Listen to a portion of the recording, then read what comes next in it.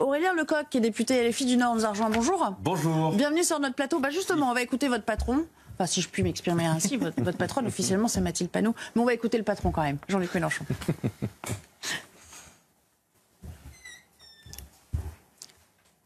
Reconnez-le. Je peux parler? Non. Si on peut avoir Jean-Luc Mélenchon, ce serait super. Merci.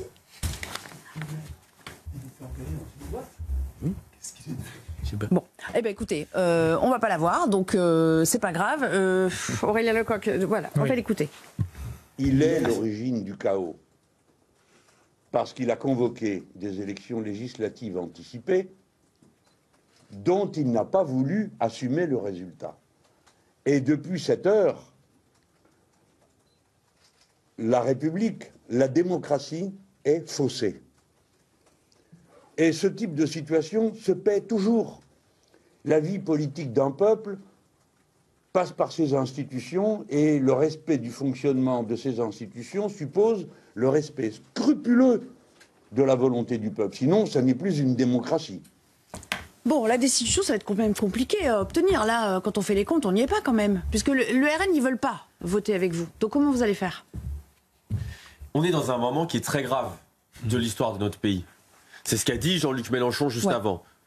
On a aujourd'hui un président de la République qui essaye de passer en force, coûte que coûte, contre le peuple français, contre la souveraineté populaire, qui ignore absolument tout, qui a convoqué une dissolution, qui se moque éperdument du résultat des élections, et qui aujourd'hui continue, tête baissée, à nous ressortir toujours les mêmes, et qui provoque le chaos et l'instabilité. On a 2 premiers ministres qui sont tombés en l'espace d'un mois, le dernier étant même recordman de l'heure du nombre de temps où les ministres restent ministres. Donc oui, il n'y a qu'une seule solution, c'est que le président de la République s'en aille. Et je crois qu'à un moment, il va falloir que chacune et chacun l'entende. Et moi, je n'ai pas peur de dire qu'effectivement, si Emmanuel Macron est toujours là, c'est parce que le Rassemblement national, depuis des mois et des mois, le protège et refuse de le voir destitué. Et donc, oui, aujourd'hui, mais je vais vous dire quelque chose. Personne ne pensait possible que François Bayrou tombe à la rentrée dès le 6 septembre. Je me souviens. Personne ne pensait possible que M. Lecornu tombe dès hier soir. Dès ce matin. Sauf si ça a été manigancé par Emmanuel Macron. La motion de destitution aujourd'hui, elle peut passer. Elle peut passer parce qu'il y a 67% des Français qui veulent se débarrasser du président de la République. Elle peut passer parce qu'il y a une majorité de gens qui ne veulent plus de cette politique au sein de l'Assemblée nationale. Et donc, il va falloir que la pression soit maximale. Et moi, je le dis à toutes les Françaises et à tous les Français qui nous écoutent. S'ils veulent se débarrasser d'Emmanuel Macron, il faut qu'ils aillent signer la pétition sur macrondestitution.fr. Il faut qu'ils envoient des mails, des courriers à leurs députés. Il faut qu'ils aillent dans les permanences parlementaires pour vous pensez que cette pression-là, celles et ceux qui s'échangent leur place, qui jouent à la tambouille, à la magouille, ça suffit. Il faut que vous nous débarrassiez du principal problème. Ce principal problème, il a un nom, une adresse, c'est Macron, il est à l'Élysée, et au bout d'un moment, le retour à l'ordre démocratique, tranquille des choses, c'est qu'il s'en aille. Alors soit qu'il démissionne, soit que les parlementaires prennent leurs responsabilités et le destituent. On va laisser le RN vous répondre quand même, parce que vous l'avez attaqué moi, je assez qu'on frontalement. Arrête de prendre les Français pour des imbéciles. C'est ce que vous faites, monsieur. On sait pertinemment que la destitution n'aboutira pas. C'est ce que vous dites, parce que Marine Le Pen l'a empêché. Laissez-vous penser qu'il suffit de signer une pétition pour Pourquoi elle n'a pas abouti jusqu'ici, Emmanuel Macron? Moi, ce que je vous dis, c'est que si Emmanuel Macron est aujourd'hui la destitution aurait été soumise au vote dans l'hémicycle. Si votre patronne, Marine Le Pen, ne l'avait pas empêché. Président de la République, c'est parce que vous avez Emmanuel Macron est président de la République, en monsieur, 2017, c'est grâce à vous. En 2022. Et c'est parce que, également, vous avez fait une tambouille politique il y a un an de cela, avec une alliance. Vous êtes très mal à l'aise. Des Insoumis jusqu'au LR, pas du tout, je suis très à l'aise. Monsieur, la vérité, c'est que moi, votre groupe politique, je n'ai jamais voté vous Emmanuel avez passé, Macron. Vous, les Insoumis, vous avez voté pour Emmanuel Macron. Il y a de cela moins d'une semaine, vous avez passé un accord entre vous, le Rassemblement national, Marine Le Pen et les macronistes. Oui, parce que vous avez voté, l'ensemble de vos députés ont voté à l'Assemblée nationale pour toutes les présidences de commission, pour les candidats d'Emmanuel Macron. Pour ne pas avoir la réalité, c'est que vous venez de dire, que nous ne souhaitions pas que la destitution du président de la République n'était pas possible. Pourquoi on n'essaye pas ? Pourquoi la destitution n'a-t-elle pas pu être soumise au vote au sein de l'hémicycle? Vous savez pertinemment que même si l'étape de l'Assemblée passée, ça ne passerait pas au Sénat. Alors, si je peux me permettre, je vais juste vous poser une question. Pourquoi vous voudriez bien, et vous leur demandez même de signer la procédure de destitution, Non, mais vous dites destituer avec nous, alors que quand eux, ils déposent des motions de censure, vous dites on ne votera jamais une motion de censure qui est proposée par le Rassemblement national. Bon, un peu double discours. La démagogie. Vous voulez bien que ça vous arrange, attendez, mais je vais vous répondre très clairement. Ouais. Il y a les paroles, le blabla sur les plateaux télé, ce que racontent les uns et les autres dans les interviews. Et puis il y a les actes. Qui a déposé des motions de censure systématiquement sur chaque 49.3 face à François Bayrou? Ce sont les Insoumis. Qui n'a pas voté 8 motions de censure de suite et qui a provoqué... Monsieur, vous pouvez répéter des choses en boucle, mais la réalité, c'est que vous n'assumez pas devant les Français que si le prix de l'électricité a augmenté, parce que la TVA a été augmentée, parce que les taxes ont été augmentées sur tous les contrats, c'est parce que vous avez laissé Monsieur Bayrou au pouvoir pendant 8 mois. Vous n'assumez pas d'avoir empêché qu'un vote puisse avoir lieu sur la motion de destitution. Vous n'assumez pas d'avoir voté les censures. Alors vous venez pérorer sur l'ensemble des plateaux télé en nous expliquant que vous êtes les premiers opposants alors que vous êtes la roue de secours des macronistes. Vous leur avez encore servi la soupe pour obtenir 2 petites places de vice-présidence il y a ne serait-ce que quelques jours. C'est ça la réalité. C'est ça la réalité. Il est vrai que vous avez donné quitus à Emmanuel et aujourd'hui, quel est votre seul longtemps, argument pour laisser Macron en place? Quel est votre seul argument pour laisser Macron en place? C'est pas possible. Je reviens sur les faits. Vous n'en avez pas. Alors maintenant, vous le laissez répondre parce qu'on n'entend pas ce qu'il dit sinon. Nous avons censuré à l'époque Michel Barnier pour protéger les Français et nous l'avons fait. Mais François Bayrou. Nous avons ensuite laissé le temps à François Bayrou d'exposer sa feuille de 8 mois de galère pour les Français. 8 mois. Fini par censurer François Bayrou après l'avoir laissé 8 mois au pouvoir, signer des décrets, faire augmenter les prix de l'électricité. La différence entre vous et nous, c'est que nous ne voulons pas foutre en l'air les institutions comme vous, parce que avec les Insoumis, c'était une motion de censure par semaine. Donc avec vous préférez la continuité du macronisme. De faire écrouler nos institutions. Non, monsieur, de se débarrasser du responsable Emmanuel Macron. Le pays, il a besoin de stabilité et de sérieux. Et donc la stabilité, c'était François Bayrou. Qu'on va trouver la stabilité, monsieur, c'était François Bayrou. La stabilité, il faut une dissolution. Il faut pouvoir retourner aux urnes. La stabilité, l'arbitre Frédéric Durand. Vous êtes très gêné parce que vous avez permis à monsieur Bayrou de massacrer les Français pendant 8 mois. C'est ça la réalité, monsieur. A été la béquille de la Macronie, pour reprendre l'expression de... Non, mais moi je crois qu'en fait chacun poursuit son propre intérêt de parti. Aujourd'hui, si LFI dit qu'il faut à tout prix une destitution, c'est parce que Mélenchon veut se présenter à une présidentielle et qu'il se fout. C'est parce que c'est la seule solution. Je finis de parler. Vous a laissé parler, je finis de parler. Non, parce que j'aime pas qu'on me coupe. Je vous ai pas coupé. Vous n'avez pas l'habitude d'entendre des insoumis, je sais. Écoutez, si, vous connaissez quand même. Pas coupé, donc vous me laissez finir. Bien. Donc je pense, merci. Donc je pense simplement que à un moment donné, chacun poursuit son intérêt. Je pense que du côté du RN, on préfère effectivement une législative, comme ça je me mets tout le monde à dos, parce qu'on a perdu le présidentiel. Et du côté de LFI, on préfère, évidemment, on préfère une présidentielle parce qu'on redoute davantage une législative. Donc une fois qu'on a dit ça, on commence à être un peu honnête. D'accord? On commence à pouvoir parler du fond. Parce que c'est le fond qui est intéressant, je vous l'accorde volontiers. Sauf que là, on est quand même dans des ambitions personnelles à tous les étages, le plus souvent. On en revient toujours à l'intérêt des partis et des appareils. Mais c'est pas un gros non, mais ça se résume toujours à ça, en fait. Non, chacun, il voit son intérêt aussi un peu, quand même. Ce qui est intéressant dans les deux analyses, hormis la description qui a été faite à l'instant, c'est que vous accordez, et quelque part nous nous accordons tous, parce qu'il faut là aussi qu'on soit honnête, sur le fait que il y a quelque chose qui s'est passé hier de supplémentaire dans la mise en cause d'Emmanuel Macron. Et ça, c'est un point quand même qui est central, parce que si on parle de crise de régime, ce qu'on dit depuis tout à l'heure, c'est parce qu'on touche aujourd'hui à une part de la légitimité du président de la République qui est quand même une figure totémique de la Ve République. Et heureusement, quelque part, parce que ça a garanti jusqu'à aujourd'hui une partie de la stabilité de notre pays, des institutions de notre pays. Il ne faut pas les remettre en question aussi facilement.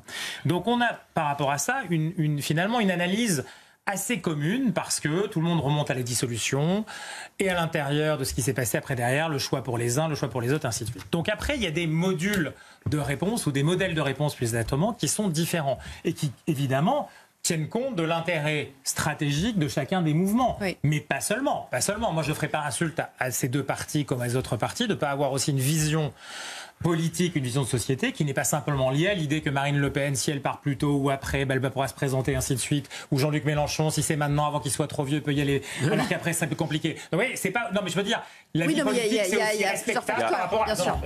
C'est aussi respectable par rapport aux envies. Donc, on est face à un moment donné qui est une crise de régime. Elle peut être résolue de différentes manières, on l'a vu. Certainement pas par la suite gouvernementale, avec accélération d'une série d'équivoques et d'accidents à répétition. Elle est soit dissolue de l'Assemblée nationale, soit démissionnaire destituante du président de la République. C'est tout. Il n'y a pas d'autre choix. Mais Emmanuel Macron, la ficelle, elle est grosse, comme vous disiez tout à l'heure, et pour reprendre une phrase de Jacques Chirac en son temps, this is provocation, quoi. Enfin, c'est une provocation de la part, c'est une provocation de la part d'Emmanuel Macron. Les ambitions politiques sont pas respectables. Juste la seule différence entre les deux options qui ont été pointées, soit la dissolution, soit la démission ou la destitution, c'est qu'il y a l'une des deux options qu'on a essayé déjà. Oui, parce que je vous rappelle qu'une dissolution, il y en a une il y a 1 an. Et la conclusion derrière, c'est que le président de la République n'a pas respecté le résultat des urnes. Qui sur ce plateau, ici, fait confiance en Emmanuel Macron pour qu'il respecte le résultat des urnes après une prochaine dissolution? Qui ici peut garantir qu'à la suite de la dissolution, on ne se retrouve pas exactement dans la même situation?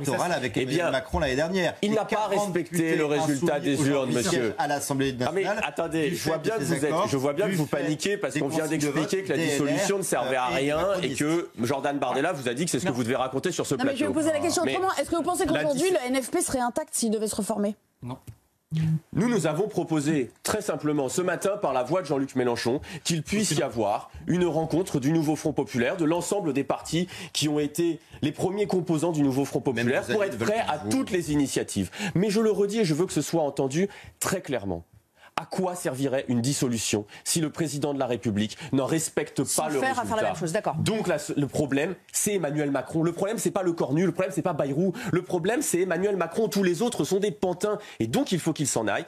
Et passer par une présidentielle anticipée, c'est trancher au fond du sujet, au fond les grands débats, et de permettre au pays d'avancer. C'est la seule solution raisonnable. Un dernier mot de Mehdi Raïch qu'on n'a pas encore entendu avant de marquer une petite pause, s'il vous plaît. Même la présidentielle anticipée, ça poserait un problème, parce que ça serait une présidentielle qui va se passer en combien? 40, 50, 60 jours. Donc ça sera très compliqué de faire une vraie élection. Normalement, la dernière, elle n'a pas été terrible. Justement, ça pose nous sommes prêts. Elle était express. Non, une campagne, c'est 6 mois, c'est 1 an. Là, on va discuter. Oui, bon, là, c'est plus sujet. Enfin, on n'en est même plus à ça près. Non, c'est le problème de fond. Le problème que l'on a, c'est qu'on n'a pas d'idée. On voit, par exemple, sur la composition. Attendez, j'ai pas encore terminé. Sur la composition du gouvernement, Sébastien Lecornu, il a voulu s'associer un temps avec le PS, puis ensuite il a dû aller chez les LR. Puis ensuite il a voulu associer les deux. Ça ne fonctionne pas. On a un problème de fond qui est idéologique. On a cette pratique des institutions qui est en train de tout capoter. J'insiste sur ce qu'a dit Jean-Christophe sur les figures du président qui est totémique. Il est à la fois chef de parti, chef de majorité, chef de gouvernement. Il fait tout tourne autour de cette élection présidentielle. Donc ça ne fonctionne plus. Tout est en train de péricliter parce qu'on a une pratique des institutions et de la figure présidentielle qui est problématique. Merci beaucoup, même si le débat est lancé et bien lancé. Je m'excuse parce qu'on était dans une bonne dynamique puisqu'on parle d'élection. On va devoir marquer une petite pause et on revient juste après. Le débat, je vous garantis qu'il a continué pendant cette petite pause. Vous avez raté quelque chose? Non, je plaisante. On vous a gardé le meilleur. Et d'ailleurs, on va prendre la direction de Matignon. On nous attend rue de Varennes Olivier Benkemoun. Alors, il y a eu du mouvement à l'heure du déjeuner. On a vu quelques ministres sortir. Évidemment, Bruno Retailleau n'en est pas pour des raisons évidentes et on va en reparler. Qu'est-ce qui se passe là à l'heure qu'il est à Matignon? Écoutez Nelly, c'est la fin du déjeuner qui était aussi une réunion de travail, 2h30, au cours de laquelle il y a eu pas mal de choses à se dire, sans doute, faire des présentations également, parce qu'il y a un certain nombre de ministres qui étaient reconduits, mais il y avait des petits nouveaux également, qui sont d'ores et déjà dans une sorte d'arène assez floue, puisqu'ils doivent gérer les affaires courantes. Donc on a un gouvernement qui doit gérer les affaires courantes, un gouvernement démissionnaire, le plus court de l'histoire de la 5e, évidemment. Tout est bousculé. Vous savez qu'il devait y avoir un conseil des ministres aux alentours de 16h. Il n'aura pas lieu. Et puis, pas de discours de politique générale. Et ça continue à sortir. Les voitures, vous les voyez. Alors, difficile. Hein. Je ne peux pas vous dire qui sort parce que depuis ce matin, c'est le festival ou c'est le défilé des voitures, des gyrophares et des vitres sans teint. Personne ne parle. Il n'y aura pas de photo de groupe, évidemment. Il n'y aura pas de photo de ce gouvernement.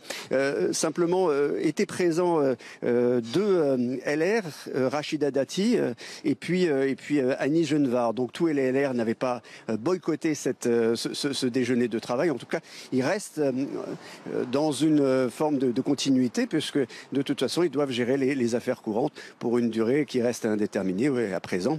Eh bien, vous le savez, les yeux sont tournés vers l'Élysée, puisque c'est là que sera nommé le prochain Premier ministre, évidemment. Merci beaucoup et à tout à l'heure, hein, si jamais vous voyez une photo de famille. Non, je plaisante. Éric de Rijsbaeten est avec nous. Bon, ça donne quoi pour le budget? Parce qu'il devait être présenté là avant le 13 octobre. Du coup, on se retrouve comment? Demain, ça devait être demain à l'Assemblée, donc écoutez, il ne le sera pas. Alors après, si vous voulez, il y a... Mais on fait comment dans ces conditions? Il y a plusieurs possibilités. Déjà, il faut voir si on utilise le budget qui avait déjà été préparé par François Bayrou, parce qu'en fait, ce serait celui-là qui aurait le plus de chances d'être utilisé. Ensuite, est-ce qu'on va reconduire les mesures d'économie? Enfin, au départ, n'oublions pas qu'il y avait 40 milliards d'économies à trouver, qui n'ont jamais été trouvées. Il y avait aussi, on avait appris qu'il y avait sur le plan de la fiscalité, les entreprises auraient pu bénéficier d'une baisse de la CVAE, qui est un impôt de production, mais il y a aussi ce projet de maintenir la surtaxe sur les entreprises, de faire payer les hauts revenus. Il n'y a pas l'ISF, je vous le rappelle, c'était pas prévu. Voilà, donc en fait, il faut non pas refaire un budget, mais en fait, ce qui se passe, c'est que si le délai n'est pas respecté, parce qu'il y a 70 jours maintenant pour revoir les grandes lignes du budget, il pourrait passer tout simplement par ordonnance. Alors, c'est jamais arrivé dans l'histoire de la Ve République, donc ce serait par ordonnance, mais je vous rappelle qu'il y a une loi spéciale qui existe, c'est-à-dire que même s'il n'y a pas d'accord sur le budget, quoi qu'il arrive, l'État pourra toujours percevoir les impôts, donc il aura des recettes fiscales, et deuxièmement, les fonctionnaires seront toujours payés. Donc là, il n'y a aucun problème là-dessus. Voilà. Pour le reste, on verra. J'entendais un constitutionnaliste qui disait ce matin, évidemment, c'est pas la situation la plus enviable qui soit, mais le pays ne va pas s'arrêter de tourner. Non, parce qu'il il ne s'arrêtera pas de tourner. Voilà, les Français vont continuer à se lever pour devoir aller travailler et l'économie va continuer. Il ne faut pas que ça dure 10 mois non plus. Mais... L'économie va continuer, mais c'est quand même des signaux, si vous voulez, absolument abominables. C'est-à-dire que je ne parle même pas de l'international, on en a parlé tout à l'heure. La manière dont on est regardé, nos partenaires économiques qui sont à la fois des entreprises, des banques, des partenaires financiers, mais aussi des pays avec lesquels nous fonctionnons à l'intérieur de l'Union européenne, des partenariats qui sont par exemple transcontinentaux, potentiellement assignés. Je pense notamment au Mercosur qui devait être, il ne le sera pas. Bon, il y a toute une série de conséquences. Mais il y a aussi la vie quotidienne des ETI, PME, des Français tels qu'ils sont aujourd'hui, qui ont besoin. Ça rejoint un peu notre dynamique de tout à l'heure. C'est-à-dire que l'instabilité, si vous voulez, à un moment donné, cette continuum d'instabilité, ces ruptures dans la rupture, à un moment donné, ça pourrit la vie, disons-le clairement, de pratiquement chacun d'entre nous. Et donc, ça veut dire que vous êtes enseignant, vous êtes commerçant, vous êtes parent d'élèves, si vous voulez, vous avez une non-perspective qui va vous toucher directement. Et aujourd'hui, très concrètement, ce qui est en train de se passer, c'est ça. Donc, la réponse, elle n'est pas simplement, rappelons-nous quand même qu'en un mois, nous avons 3 grandes séries de manifestations dans ce pays. On ne vit pas dans un monde qui est coupé à la fois de son univers de proximité, où les gens aujourd'hui sont allés dans la rue avec des revendications qui sont un cortège aussi long que pratiquement la hauteur du bas. La première d'entre elles, c'est le départ du président de la République. Le président de la République était effectivement dans le cortège aussi beaucoup. Et donc on se retrouve face à quelque chose qui n'est pas qu'un objet politique aujourd'hui, mais encore une fois un objet de régime. Écoutez, j'ai trouvé intéressant l'analyse de Gilbert Collard qui dit on va arriver à la démission de Macron. Écoutez. C'est fini. Les institutions sont dans un coma irréversible. Il n'y a plus d'issue. Donc la seule solution, elle est démocratique, elle est institutionnelle. Tous les profs de droit constitutionnel nous l'ont enseigné pendant des décennies, c'est le retour au peuple. La seule thérapeutique démocratique, quand la situation est bloquée comme elle l'est, c'est le retour au peuple. Et on va arriver, je peux me tromper, mais à la démission de Macron. Ah il est en phase avec vous, en fait. Non, vous appelez à cette décision, c'est pas tout à fait pareil. Mais lui, il dit, c'est préférable à la dissolution, visiblement. Eh oui, retour au peuple, il aurait pu dire retour aux urnes dans des législatives anticipées. Il dit non, il va falloir qu'il parte, en fait. Mais moi, je dis les choses très clairement. Aujourd'hui, la solution, c'est le départ du président de la République. Parce que le problème, le nœud du problème, le nœud de la crispation, le nœud du blocage et du chaos dans le pays, c'est Emmanuel Macron. Je veux dire, cet homme a convoqué des élections, n'a pas respecté le résultat des élections, a bafoué la voix populaire, l'expression du peuple à travers ce qu'il y a de plus important dans une démocratie, à savoir le vote, le scrutin. Emmanuel Macron en a rien eu à faire. A décidé de nommer des gouvernements les uns après les autres. A pris des décisions de nomination de gouvernements qui sont tous tombés. Et maintenant, on s'en remet encore à Emmanuel Macron pour lui faire confiance, pour qu'il dissolve l'Assemblée nationale, on respecte le résultat. Mais qui y croit? Qui y croit? Et moi, je vous le dis, certains aujourd'hui font des petits calculs électoraux pour savoir comment ils vont bien s'en sortir. Mais les Françaises et les Français, ils n'y croient pas. Les Françaises et les Français, ils veulent pas une dissolution pour qu'on rebrasse la même chose comme à chaque fois. Les Français, ils veulent le départ du président de la République. Et je le dis parce que ça a été évoqué tout à l'heure. Oui, il y a eu des manifestations. Quand il y a plus d'1 million de personnes qui défilent dans la rue avec un mot d'ordre Macron dégage, il y a un moment où il faut les entendre et il faut les écouter. Et si aujourd'hui Emmanuel Macron est encore en place, oui, c'est parce que le Rassemblement national et un certain nombre de leurs amis le protègent depuis des mois. Par contre, et je termine juste là-dessus, aujourd'hui, il y a une majorité pour que Emmanuel Macron soit destitué s'il refuse de démissionner. Il y a une majorité, puisqu'il y a une majorité pour la censure. C'est donc qu'il y a une majorité de députés qui ne veulent plus de cette politique. Et bien que ces députés, à un moment, prennent leurs responsabilités, arrêtent d'être des serpillères de la Macronie, regardent leurs électeurs en face et soient en capacité, enfin, de faire quelque chose d'utile pour le pays, plutôt que de faire des tours à la buvette de l'Assemblée nationale. Marine Le Pen, elle dit il ne faut pas destituer, il faut qu'il parte de lui-même. Monsieur Lecoq est formidable. Tout à fait. Il veut nous faire croire sur ce plateau que la France Insoumise est le seul parti qui ne fait aucun calcul électoral. La bonne blague. La réalité, c'est que si la France Insoumise appelle à ce point-là à la démission du président de la République, c'est parce qu'il préfère une élection présidentielle anticipée plutôt que des législatives anticipées. Non, mais on est prêt s'il y a des législatives. On est prêt s'il y a des législatives. Vous inquiétez pas. Parce qu'ils ont bien compris que pour les législatives, ils auraient du mal à repartir avec tous leurs alliés. Pas du tout. D'ailleurs, ce que je comprends cet après-midi, c'est que l'appel par Jean-Luc Mélenchon à une réunion avec toute la gauche est lettre morte. Ah oui. Pas du tout. Parce que j'ai le sentiment je vais vous expliquer. que le Parti socialiste est d'accord, que le Parti socialiste est d'accord pour une réunion avec les partis de gauche, à l'exception de la France Insoumise. Ah, c'est mal engagé quand même. Vous n'êtes pas d'accord avec lui? Je vais vous dire la réalité. Nous, on est prêts, en toute hypothèse, à ce qu'il y ait un retour aux urnes. Nous pensons que la destitution est le moyen le plus efficace de régler le problème. Mais s'il devait y avoir une dissolution, les Insoumis, d'une part, sont prêts à l'affronter, et d'autre part, on fait la proposition, effectivement, ce midi, d'une offre fédérative sur une base claire, celle sur laquelle nous avons toutes et tous été élus, le programme, attendez, vous allez, ça vient, le programme du nouveau Front Populaire. Cette proposition, elle a eu un accueil positif, une réponse positive du président du groupe communiste Stéphane Peu. Elle a eu une réponse positive de Génération. Elle a eu une réponse positive des écologistes qui souhaitent une réunion de ce type-là. Aujourd'hui, le Parti socialiste, face à une responsabilité historique, préfère effectivement faire des tambouilles et des magouilles et prend le risque de rompre cette union. Mais c'est la responsabilité du Parti socialiste. Maintenant, mais non, nous ne sommes pas minoritaires. La majorité aujourd'hui, la majorité du nouveau Front Populaire est favorable à la destitution. 104 députés ont signé la motion. Aujourd'hui, une majorité du nouveau Front Populaire est favorable à ce qu'il puisse y avoir une réunion pour préparer toutes les initiatives qui nous permettent de l'emporter en cas de dissolution. Et donc, je suis désolé, si le Parti socialiste a décidé de faire bande à part, d'aller magouiller sur le côté et veut prendre le risque dans ce moment historique, d'aller faire bande à part, eh bien, leur sectarisme est leur problème. Que voulez que je vous dise? Vous ne croyez pas qu'ils ont peut-être de bonnes raisons de ne pas vouloir s'allier avec vous? Je pose la question, j'en sais rien, je m'interroge. Celle de la protection du président de la République, c'est ça, je crois, les bonnes raisons. Je pense qu'il fait référence de quoi parlez-vous? au 7 octobre. Non, mais est-ce que l'abrogation de la réforme des retraites, ils sont pour ou ils sont contre? Vous n'avez pas voté l'augmentation des salaires. Ah, ils sont plus pour. Alors attendez, à quoi tu penses, Johan? Non, mais on va l'écouter. Attendez. Il n'y a pas pu y avoir de vote. Johan, pardon. Il n'y a pas eu de vote sur l'abrogation de la réforme des retraites. Si on peut écouter Johan 2 secondes, s'il vous plaît. Si le Parti socialiste aujourd'hui ne veut pas, ou en tout cas hésite beaucoup à faire alliance à nouveau avec la France insoumise, c'est parce qu'ils ne peuvent plus cautionner leur alliance avec les islamistes, que les antisémites prospèrent dans le parti. J'en passe et des meilleurs. Ça devait bien venir à un moment sur cette antenne. C'est des questions pour le Parti socialiste, bien sûr. Bon, Jean-Christophe Gallien, puis Yohann Gillet. Jean-Christophe Gallien, j'en ai perdu mon latin, mais c'est pas grave. C'est pas grave. Vous allez vous en sortir tout seul. Mais je voulais poser une question qui m'échappe. Tous les partis politiques sont prêts pour les situations électorales qui sont éventuellement proposées. Elles le sont depuis un moment parce qu'elles ont imaginé effectivement dans leur matrice stratégique, j'espère que effectivement la dissolution pouvait arriver. On en est tous là à peu près.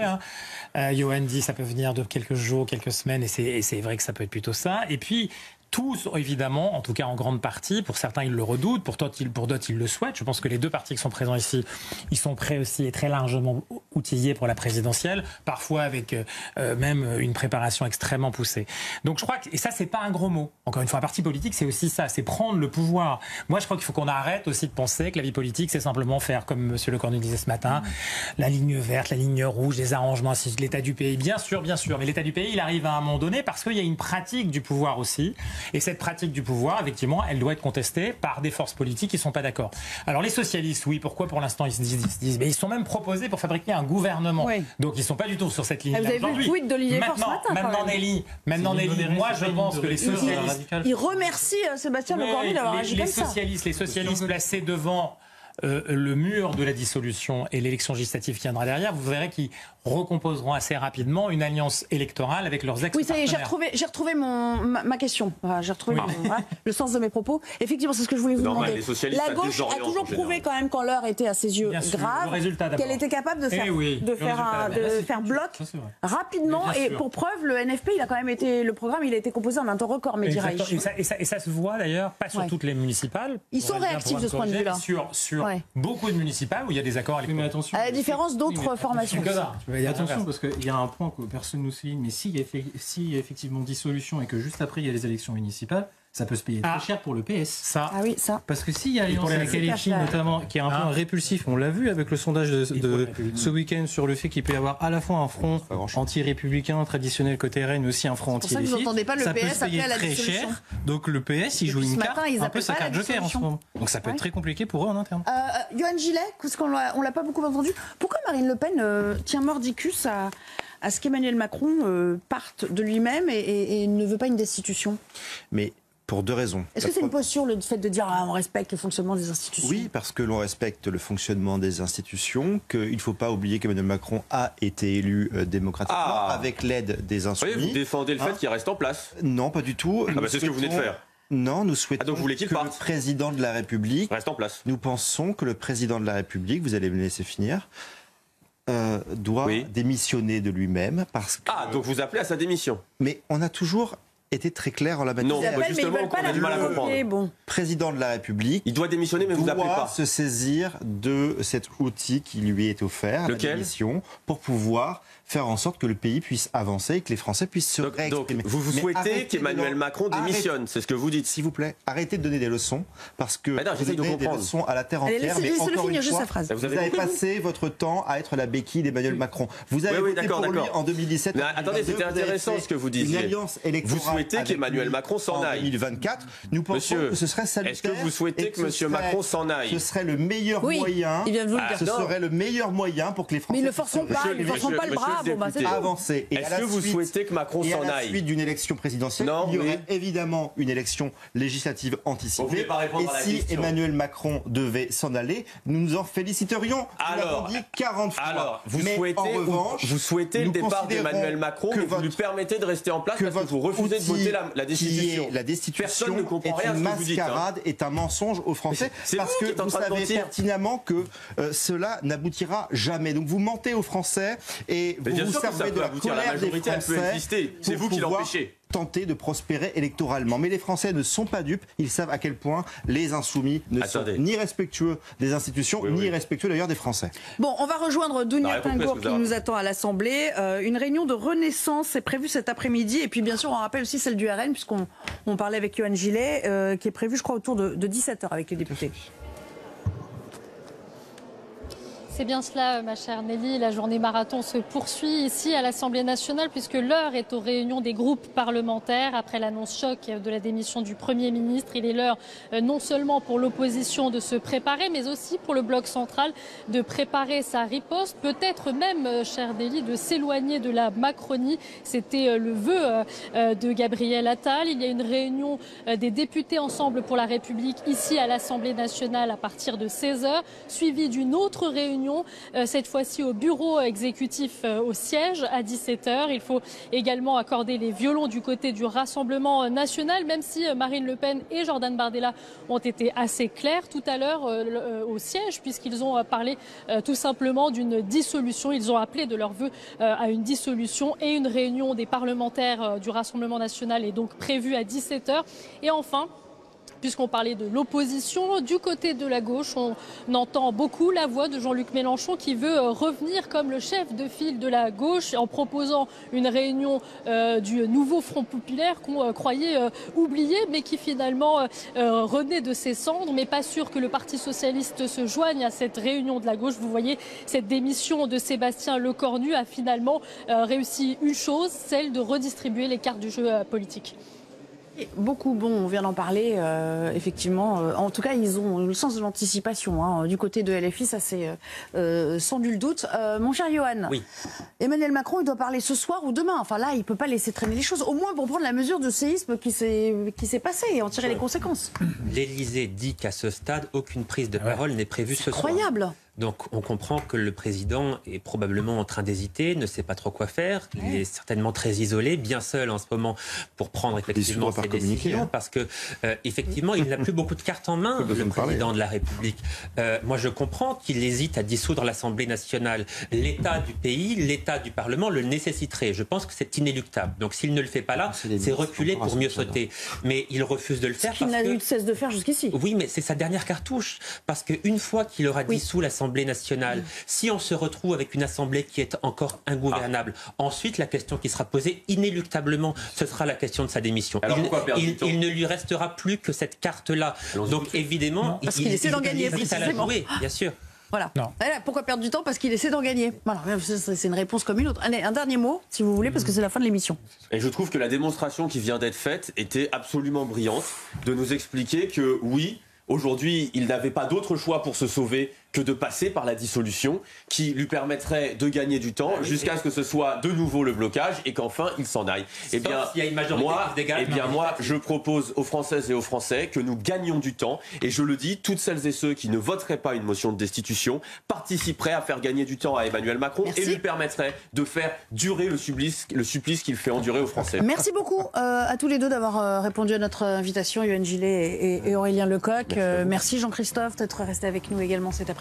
On marque une petite pause et on retrouve de nouveaux invités, et puis toujours cette attente dont on ne sait quoi là d'ailleurs. On attend, mais